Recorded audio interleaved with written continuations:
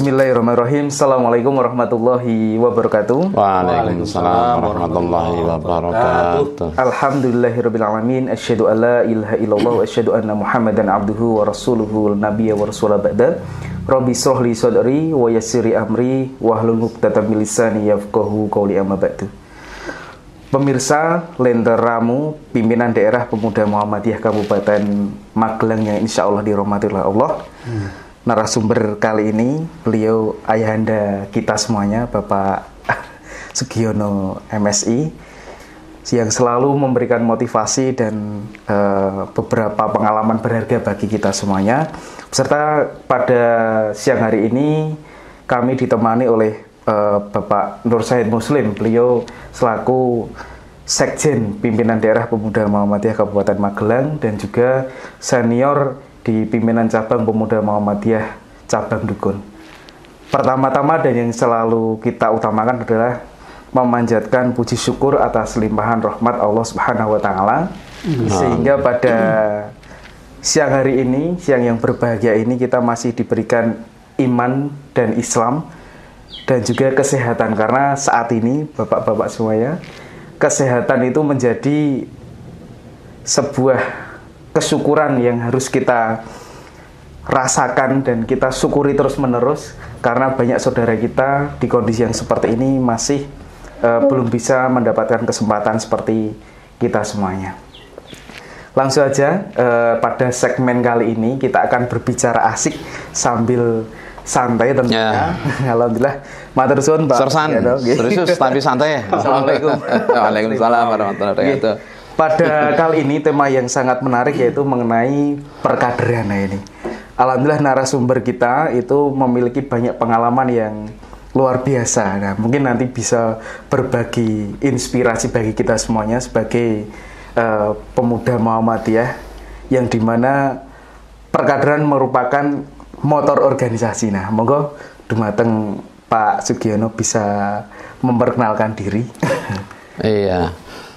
Saya terima kasih. Assalamualaikum warahmatullahi wabarakatuh. Waalaikumsalam warahmatullahi wabarakatuh. Alhamdulillahirabbil alamin. Asyhadu an la ilaha illallah wa asyhadu anna Muhammadan abduhu wa rasuluh.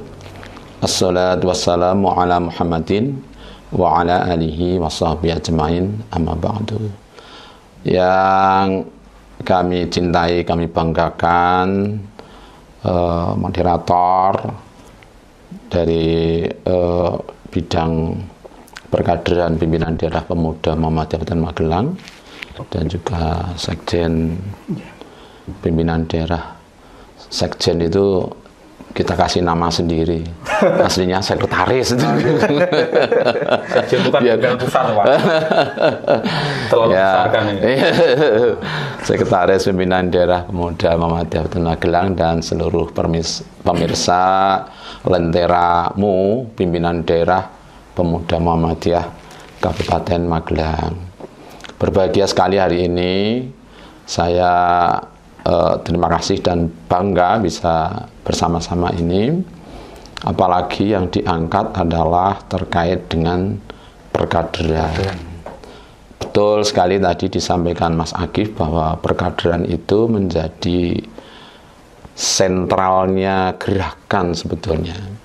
Sentralnya gerakan, dan oleh karenanya saya senang sekali hari ini nanti diajak ngobrol itu.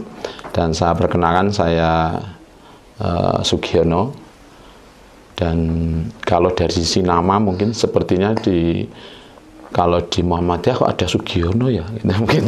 Jadi tapi teman saya ada yang menghibur saya atau ngece saya begitu. Tapi besok masuk surganya lebih cepat karena Sugiono itu tidak ada di dalam bahasa Arab gitu, sehingga malaikat karena tidak ada dalam bahasa Arab sudah langsung masuk surga saja itu daripada yang namanya Mas Muslim gitu.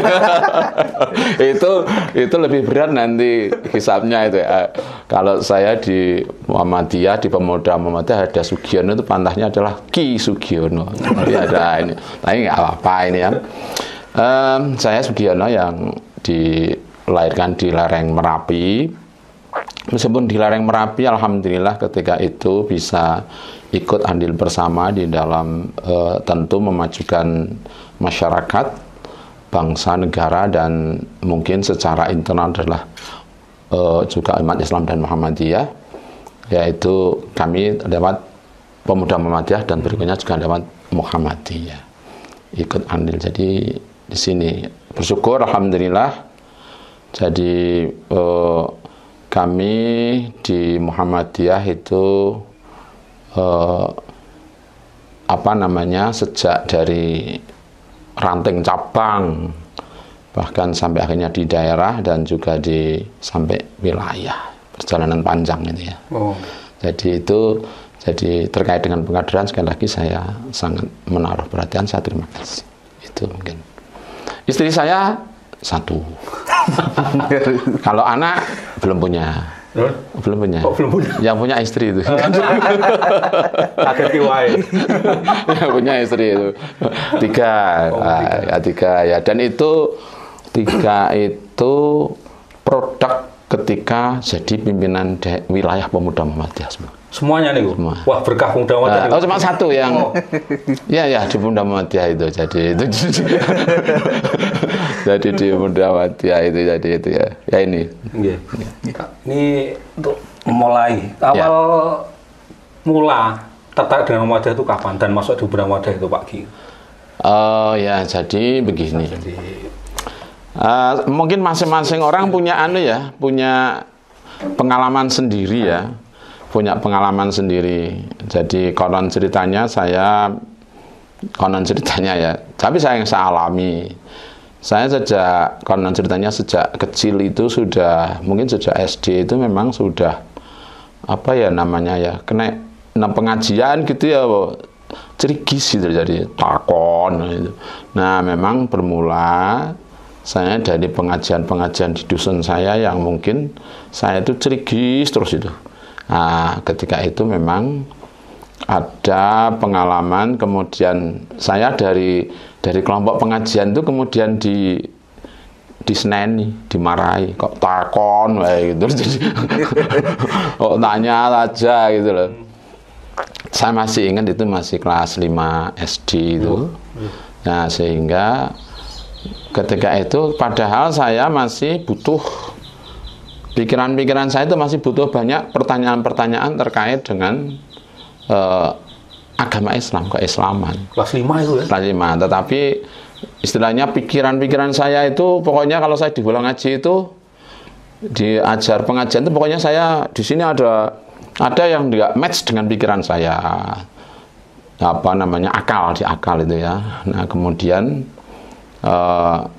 karena katakanlah mungkin saya tidak mendapat kepuasan intelektual di dalam belajar Islam.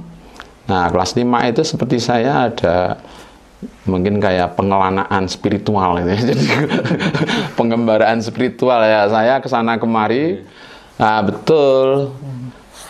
Suatu saat kebetulan saya kelas 5 SD itu saya jadi ketemu dengan teman-teman ketika itu namanya teman-teman yang tergabung dalam Pelajar Islam Indonesia. PII dulu. Ya, tadi sampai kelas 5 SD. Jadi teman-teman mereka kalau kumpulan sudah pakai celana panjang gini, saya masih pakai celana pendek itu tadi. Tapi saya ikut bergabung itu jadi. Tahun berapa nih, Bu, Pak Ki? Itu mungkin sekitar tahun 75-an ya, 74 75 ya. Artinya itu mulai ada pengembaraan spiritual itu ya. Nah, disitulah saya ketemu dengan banyak pemikiran yang saya lihat, wah ini pinter-pinter ini ya, orang ini pinter-pinter ini. Wah, disitulah saya dapat ada pergumulan pemikiran, kemudian ada dialektika pemikiran, disitulah saya ada diskusi, wah sampai pagi, sampai malam. Nah, itu disitulah saya bisa kenal banyak pihak. Nah, termasuk di situ ada kader-kader Pemuda Muhammadiyah, banyak mayoritas itu ya. Akhirnya masuk ke Pemuda Muhammadiyah. Nah, disitulah kemudian saya digeret ya mungkin oleh itu saya pergaulannya kan di situ banyak ya, di PI memang ada aktivis Muhammadiyah, ada aktivis mungkin organisasi lain, banyak, mungkin dari aktivis NU, dari aktivis LDII, itu di situ. Nah, kemudian dan yang lain-lain ya, tapi di situ ada ketika itu tahun itu. Nah, disitulah kemudian saya oleh teman-teman pimpinan cabang pemuda Muhammadiyah. Nah, kemudian saya ada banyak bergaul dengan mereka dan kemudian disitulah saya akhirnya kenal Muhammadiyah. Nah, ya, ini yang Muhammadiyah, menarik ya. Bapak. Iya. Menurut informasi ini, beliau Pak Sugiono itu pernah menjabat menjadi ketua PWPM Jawa Tengah. Dan Ya, saat betul. ini Pak Tafsir yang sebagai ketua PWM Jawa Tengah menjadi sekretaris beliau. Mungkin bisa diceritakan Pak perjalanan menjadi ketua PDPM Kabupaten Magelang Ya, dan menjadi ketua PWPM. Nah, ini Iya. cerita-cerita unik seperti apa Pak? Bisa kita dengarkan bersama ini. Sampai Pak. sudah ketua MPK kader PWM Jawa Tengah ini kan kisah seperti apa nih Pak Gini? Iya, jadi saya sampai saat ini tetap merasa punya utang besar dan utang banyak dan mungkin tidak bisa terlunasi sampai mati pun terhadap Muhammadiyah. Apa utang itu? Ya, karena di Muhammadiyah itu ada pembelajaran yang luar biasa. Saya bisa mengatakan bahwa, mohon maaf ini nanti untuk sampai sana ya. Ini, jadi saya merasa saya bisa ngetik itu juga yang mengajar adalah Muhammadiyah. Bisa ngetik ya ngajar. Bisa ngetik. Bisa ngetik. Itu yang mengajari Muhammadiyah. Kenapa yang mengajari Muhammadiyah? Karena ketika itu saya jadi sekretaris pimpinan cabang pemuda Muhammadiyah, tapi saya tidak bisa ngetik. Padahal tugas sekretaris harus ngetik. Bisa ngetik. Nah, jadi ketika saya harus membuat undangan, saya harus minta tolong pada yang ahli ngetik. Dan itu kalau sekali 2 hari 3 hari, ya. Tapi seterusnya kan, wah berarti saya harus bisa belajar ngetik. Dulu masih ngetik manual gitu. Ya, Masih. betul. Cek. Ya, kemudian ketika itu yang belajar ngetik pun Muhammadiyah berjasa pada saya. Artinya memaksa saya untuk belajar ngetik karena untuk melaksanakan tugas sekretaris, Mas. Itu sekretaris. Nah, kemudian kalau contoh saja mau ngundangi teman-teman, itu kan harus ketika jalan melaku itu ya, jalan untuk sekecamatan ya denglean itu. Nah, saya biasanya kan diantar oleh mereka yang punya motor. Kalau setiap hari saya juga ngeregoni itu, saya nggak bu. Nah, sehingga saya juga bisa naik motor pun sebetulnya karena Muhammadiyah. Jadi berangkat dari tidak punya motor, ya. Punya motor, karena di pemuda Muhammadiyah. Ya, jadi sampai bisa ngetik. Karena saya kalau mau keliling ngedarkan undangan, sekarang kan dulu ada WA dulu. Itu kan harus keliling sana kemari. Nah, itu padahal nggak bisa naik motor. Dan motor juga nggak punya. Nah, maka kemudian juga, apa artinya? Saya mengatakan hutang yang nggak bisa terlunasi adalah yaitu dari sisi keterampilan. Jadi karena saya melaksanakan tugas di sekretaris contoh saja pimpinan cabang pemuda Muhammadiyah yang harus keliling sekecamatan, saya harus bisa ketika ngetik itu pun harus itu karena lewat Muhammadiyah, karena saya melaksanakan tugas itu. Kemudian bahkan saya bisa naik motor itu pun juga karena di pemuda Muhammadiyah, karena dipaksa. Jadi dalam tanda petik kita dipaksa oleh situasi yang harus, di satu sisi kita harus melaksanakan tugas secara maksimal, di sisi lain kita belum punya baik itu fasilitas maupun kemampuan. Tetapi percayalah, saya punya kesimpulan, kalau kita mau pasti bisa, apapun itu. Kalau mau, itu kan sebetulnya dasarnya mau, mungkin serius sama tulus saja. Dan ini ya, itu ketika di cabang itu saya tadi sampaikan bahwa hutang saya terhadap Muhammadiyah terlalu banyak dan sampai mati pun saya yakin nggak bisa lunas. Ada hal lain yang kemudian juga di Muhammadiyah itu kita ada pembelajaran keikhlasan yang luar biasa. Nah, itu keikhlasan yang luar biasa. Dan Muhammadiyah itu yang saya tahu adalah sangat berkahi. Tapi syaratnya adalah kalau satu itu serius. Jadi serius karena kita merasa dipantau terus oleh Allah dimanapun dan kapanpun. Yang kedua juga harus tulus serius, dan semakin dipaido itu harus disyukuri. Wah. Dan diyakini, iya. Dan itu jadi biasa. Bayangkan kita sudah kerja maksimal, kemudian tetapi kadangkala di paido itu, maka saya dulu pernah mengusulkan bagaimana ya kalau mungkin suatu saat diusulkan satu bidang khusus namanya bidang ahli maido atau mungkin majelis ahli maido tetapi nggak apa, itu artinya ada itu, tapi itu menguji ketulusan kita, keikhlasan kita. Dan itu kalau itu kita tulus, ikhlas, insya Allah berkah Allah luar biasa, betul itu. Jadi kita dilatih ketahanan mental. Nah ini tadi saya jadi dulu saya di pimpinan cabang pemuda Muhammadiyah Kecamatan Dukun, kemudian di pimpinan daerah pemuda Muhammadiyah itu satu periode. Jadi di pemuda Muhammadiyah satu periode, memang itu budaya ya. Ini alhamdulillah yang menarik ini Pak Giono. Beliau ini juga mantan ketua pimpinan cabang pemuda Muhammadiyah Dukun. Nah, kemudian ini diestafetkan kepada kami. Jadi alhamdulillah chemistry-nya dapat ini. Ya, karena ada dukunnya itu loh. Jadi ini juga rada aneh. Muhammadiyah kok ada banyak dukunnya. Jadi ya kecuali di Kecamatan Dukun itu. Sangat menginspirasi. Ya, jadi kemudian kemudian tahun 94 ya kalau nggak salah, 94-98 saya jadi ketua pimpinan daerah pemuda Muhammadiyah di sini di Kabupaten Magelang. Dan kemudian berikutnya 98-2002 apa ya kayaknya, iya 98-22 kalau nggak salah, kalau nggak ya 94-98 ya. Ya kemudian tahun 98-22 saya jadi wakil ketua pimpinan wilayah pemuda. Jadi ketika itu ketuanya Mas Abdul Mukti. Pak Mukti. Ya, saya salah satu wakil ketua. Nah, kemudian tahun 2002 sampai 2006, nah itu Muswil, dan alhamdulillah berjalan dengan lancar.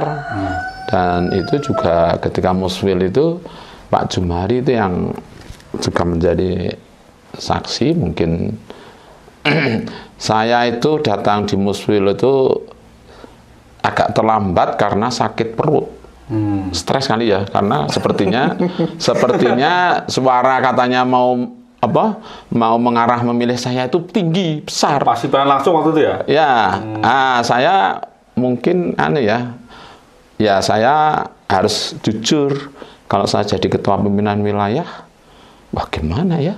Apa saya mampu, dan sebagainya ya, tapi ya tidak ada ambisi waktu itu ya, pengen jadi ketua atau jadi situasinya jenengannya ya, tapi kan sudah kembali kalau ada amanah kan tidak boleh menolak. Saya betul memang ketika itu saya terlambat sehari karena saya sakit, tetapi harus datang karena Muswil di Klaten ya. Ya Pak Jumari tahu sepertinya, karena saya sakit itu mungkin satu di antaranya ya ini menghadapi mau jadi ketua KBIA itu ya mungkin ya. Tapi kalau proses-prosesnya tetap kita lalui ya. Alhamdulillah, dan saya datang dan dengan segala dinamika luar biasa dinamikanya, dan itu hebat itu di Pemuda Muhammadiyah. Nah dulu ya bersama-sama saya selaku ketua pimpinan wilayah Pemuda Muhammadiyah Jawa Tengah. Dan bersama-sama tentu ini bisa lancar sukses itu karena ya semua pihak ya. Jadi ketika itu termasuk mungkin dalam tanda petik kabinetnya itu ya itu ya alhamdulillah ada Pak Tafsir itu yang ketika itu sebagai sekretaris pimpinan wilayah Pemuda Muhammadiyah itu ya, Pak Tafsir itu. Jadi yang sekarang ini ayahanda kita itu ya, itu artinya dulu sudah digembleng di Pemuda Muhammadiyah. Kemudian bersama dengan almarhum Pak Bisron Temanggung ya, kemudian ada almarhum Mas Asrori almarhum. Kemudian ada almarhum lagi Mas Aan Jemino. Kemudian ada almarhum lagi Mas Bekti Soeharto. Udah beberapa itu ada almarhumnya.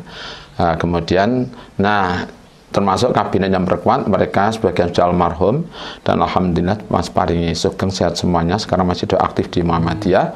Ada Mas Wahyudi, ini ya. Kemudian ada Mas Rohmat Suprapto. Kemudian ada Pak Jumari, ini ya, ada Pak Jumari itu. Kemudian ada dulu ada masuk, ini Mas Hafid Sirotudin, ya itu masuk di kabinet pimpinan wilayah itu. Kemudian ada Mas Agus Siswanto, ini ya, Agus Siswanto. Ini jajaran di pengurus harian ya. Bisa dibilang periode waktu itu sangat banyak yang menjadi tokoh ya. Ya, ada yang eksis sampai saat ini. Alhamdulillah. Ada yang ini saya sebut terakhir karena inilah dia yang sebetulnya tokoh kunci terlaksananya organisasi, karena dialah luar biasa entengan. Pokoknya menyiapkan ubur rame, termasuk mungkin ya rajin nyiapkan minuman begini, kemudian akomodasi kalau kita rapat, kemudian kalau mau ada acara itu namanya Muhammad Nasihin.